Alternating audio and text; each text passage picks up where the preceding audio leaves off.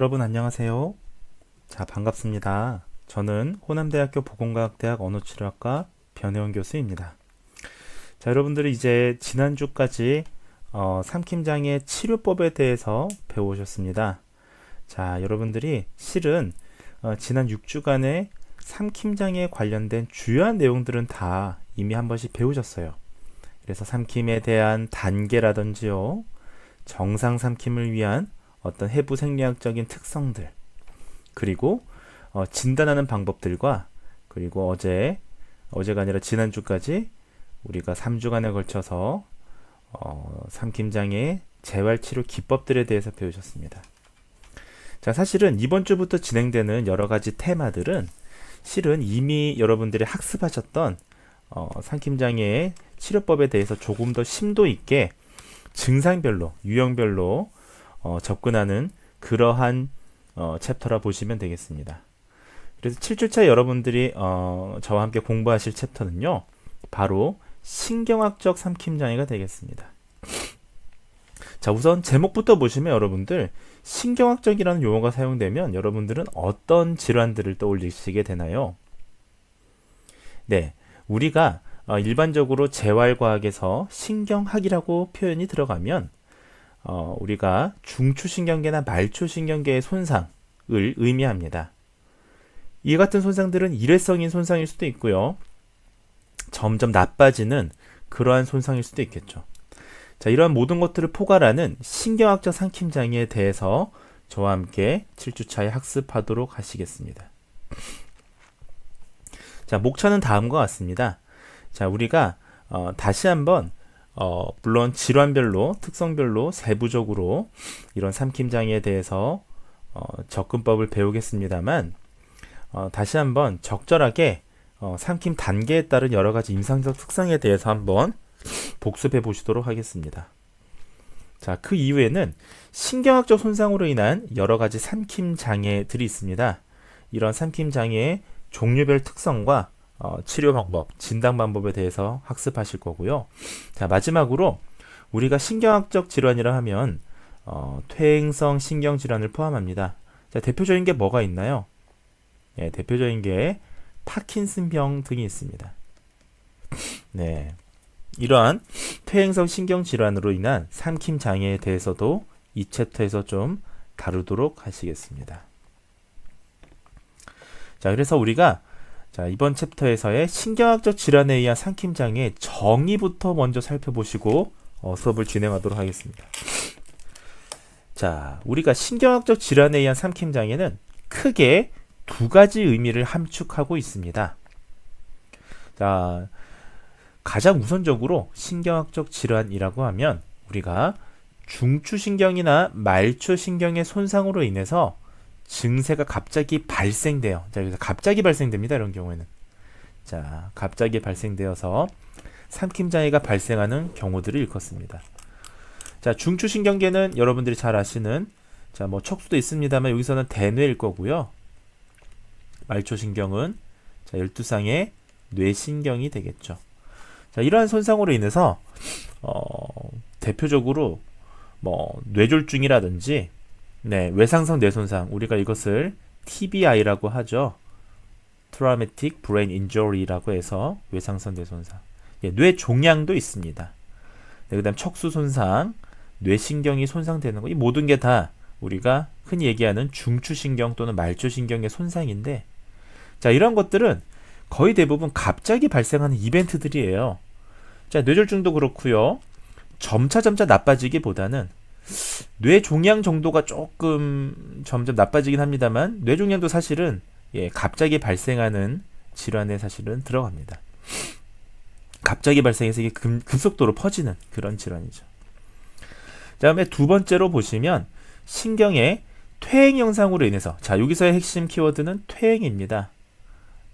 네, 점점 나빠지는 퇴행 현상으로 인해서 서서히 삼킴 능력이 감소되는 경우입니다. 자, 점점 나빠지다 보니까 삼킴 능력도 서서히 나빠진다라는 겁니다. 자, 대표적인 질환들이 파킨슨시병, 네, 하고요. 근위축성 축삭경화증, 이게 바로 뭡니까? 여러분들이 ALS라고 하는, 여러분들이 다른 말로 루게릭병이라고 하죠. 네.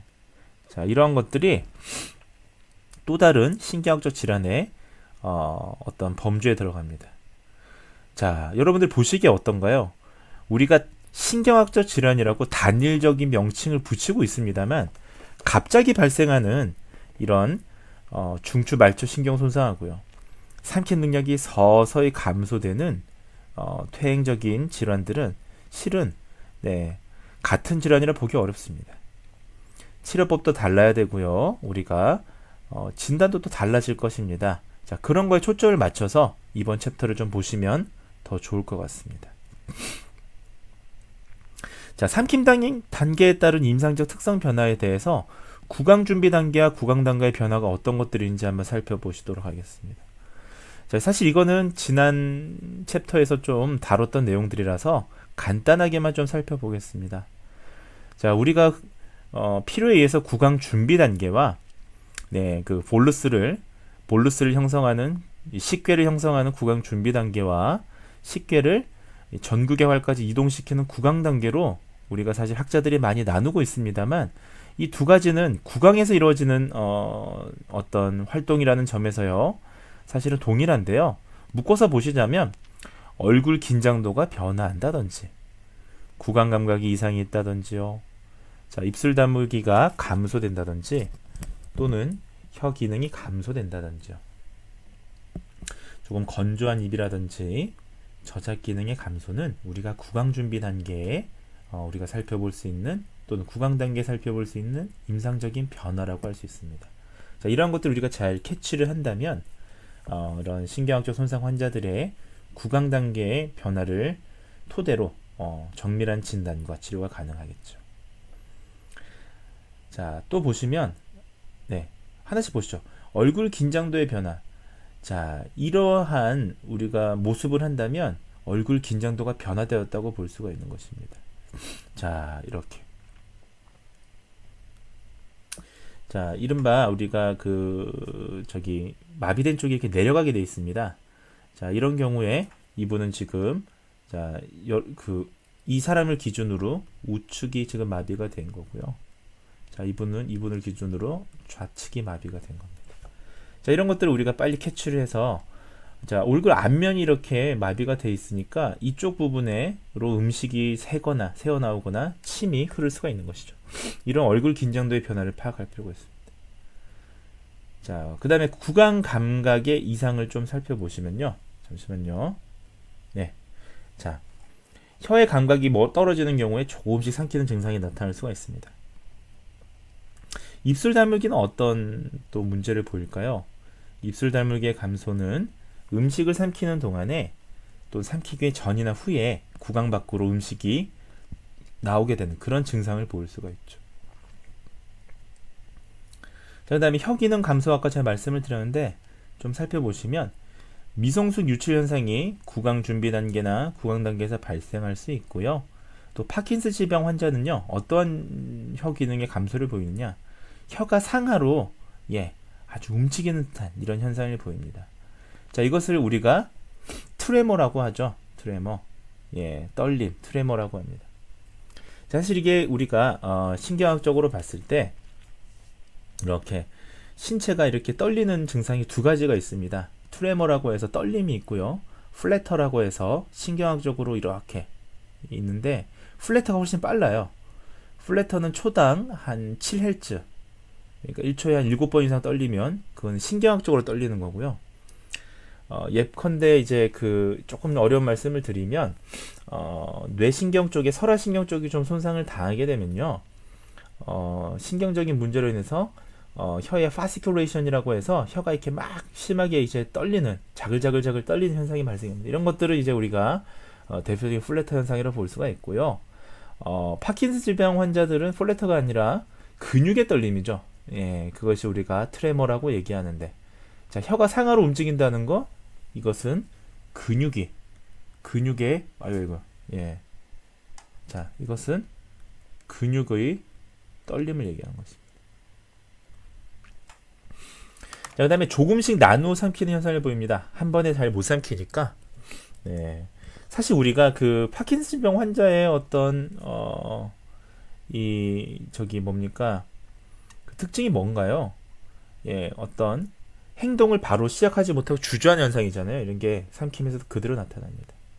자, 음식 덩이를 만드는 듯한 동작을 의미 없이 반복하는 것도 일종의 그 파킨슨 환자가 보이는 혀 기능의 감소라고 보시면 되겠습니다. 자, 그 다음에 이거 좀 지워보겠습니다. 네, 이게 안 지워지네요. 네, 자, 괜찮습니다. 자, 안 괜찮죠? 제가 다시 한번 요거를 예, 괜찮습니다, 여러분들. 놀라지 마시고요. 안 지워지네요. 자, 이게 지우개가 사실 있는데요. 네, 제가 이러한 문제 때문에 이 판서 모드 다 좋은데 제가 잘 안 씁니다, 판서 모드를. 자, 이거 여러분들 좀 무시하시고, 네, 여러분들 이 지금 보시는 분들 좀 굉장히 놀라실 수 있는데요. 자, 놀라지 마시고 무시하시고, 네, 잠시만요. 계속 남아있네요. 아, 없어지니까요. 여러분 무시하십시오. 괜찮습니다. 자, 혀 기능의 감소까지 보셨고요. 자, 그다음 건조한 입을 한번 보시겠습니다. 예, 이거 근육에 떨림 무시하십시오. 자, 지금 혀 보십시오. 여러분들 여기 지금 쩍쩍 갈라져 있는 거북이 등껍질처럼 갈라져 있는 게 예, 건조한 입, 건조한 혀에 어떤 보실 수 있는 그런 증상입니다. 그다음 저작 기능의 감소. 자, 씹는 기능이 감소되죠. 자, 환자는 침을 처리하기가 어려워지니까 침을 흘리게 되고요. 자, 혀의 움직임이 감소되면서 삼킴과 관련된 문제가 약화됩니다. 자, 그 다음에 인두 단계의 변화도 한번 살펴보시죠. 어떤 변화가 있을까요? 자, 한번 맞춰보세요. 어떤 변화가 있겠습니까? 자, 크게 6가지가 있습니다. 자, 인두 단계 첫 번째 변화는 반사의 감소고요. 이상 반사가 나타난다는 겁니다. 이상 반사라는 건 문제가 있는 반사를 얘기합니다. 자, 그 다음에 영국의 기능이 저하되고요. 혀의 기저부의 수축이 감소되고 또 인두벽 수축의 감소나 자, 편측 인두벽 마비나 설골 운동의 감소는 인두 단계의 변화를 우리가 볼 수 있는 그런 임상적인 특성입니다. 자, 여러분들 이거 하나씩 좀 자세하게 살펴보도록 하겠습니다. 아, 그 외에도 좀 많습니다. 네, 12가지인데요. 네, 후두 덮개 기능이 손상되거나 네, 후두 거상, 후두가 올라가거나 자, 전상방으로 움직이게 되는데 전방 움직임이 감소되는 증상은 인두 단계의 대표적인 변화죠. 후두 닫힘이 감소되거나 자, 후두에 침습이 있거나 네, 후두에 고이는 걸 침습이라고 그러죠.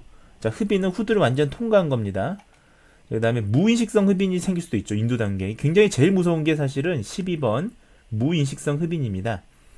네, 사일런트 아스피레이션이라고 하는데 자기도 모르게 흡인되는 그런 증상을 얘기합니다. 감각도 떨어지고 운동신경도 떨어지면 자기도 모르게 흡인을 미처 인지하지 못하고 이렇게 흡인이 되는 것들을 얘기합니다. 자, 하나씩 살펴보시죠. 반사의 감소와 이상 반사는 어떻게 출현하느냐? 자, 인두삼킴 과정에서 반사의 지연은요. 자, 특히 뇌졸중이나 두부 외상 환자들한테 많이 나타납니다. 자, 그다음 영국의 기능이 저하되죠. 네, 식사하는 동안에 비강 닫힘이 부적절해지고요. 자, 영국의 수축이 나타나지 않으면서 음식이 비강으로 역류할 수 있고요. 자, 심하면 기도를 막아서 질식할 위험도 있습니다. 자, 이런 것들은 결국은 자, 연인두 폐쇄 부전이라고 우리가 얘기할 수 있는 거예요. 자, 연인두 네, 폐쇄 부전. 자, 식사하는 동안에 비강 닫히면 안 되죠. 네. 아, 이게 또 글씨 안 지워지겠네요. 예, 여러분 죄송합니다. 좀 무시하시고 보시면 됩니다. 자, 영국의 기능도 저하됩니다.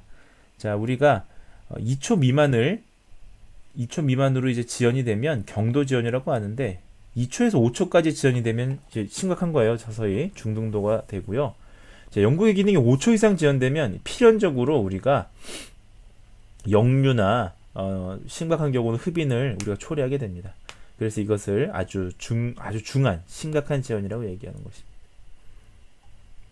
자, 그 다음에 혀의 기저부 수축이 감소됩니다. 자, 혀의 기저부 수축이 감소되면 어떻습니까?